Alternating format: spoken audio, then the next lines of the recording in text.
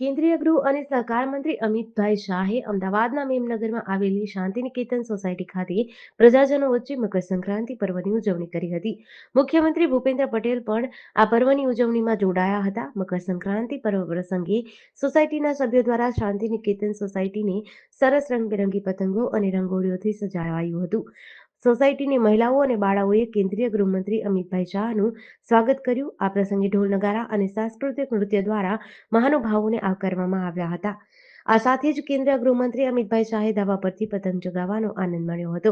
કેન્દ્રીય મંત્રી અને મુખ્યમંત્રીએ સૌને મકર સંક્રાંતિના પર્વની શુભકામનાઓ પાઠવી હતી. અમદાવાદના mayor Shrimati Pratibhaben Jain, deputy mayor Jatinbhai Patel, standing કમિટીના ચેરમેન દેવાંગભાઈ દાણી, ગુજરાત પ્રદેશ સહકારિતા સેલના અધ્યક્ષ બિપિનભાઈ પટેલ, પૂર્વ standing committee chairman Hiteshbhai Barot, Shantiniketan સોસાયટીના ચેરમેન કિરીટભાઈ પટેલ, થલતેજ વોર્ડના પૂર્વ પ્રમુખ ચંદુભાઈ પટેલ, સ્થાનિક આગેવાનો, સ્થાનિક કાઉન્સિલરો તથા એએમસીના હોદ્દેદારો ઉપસ્થિત રહ્યા હતા. જીડીસી ન્યૂઝ સાથે સંજીવ રાજપૂત, અમદાવાદ.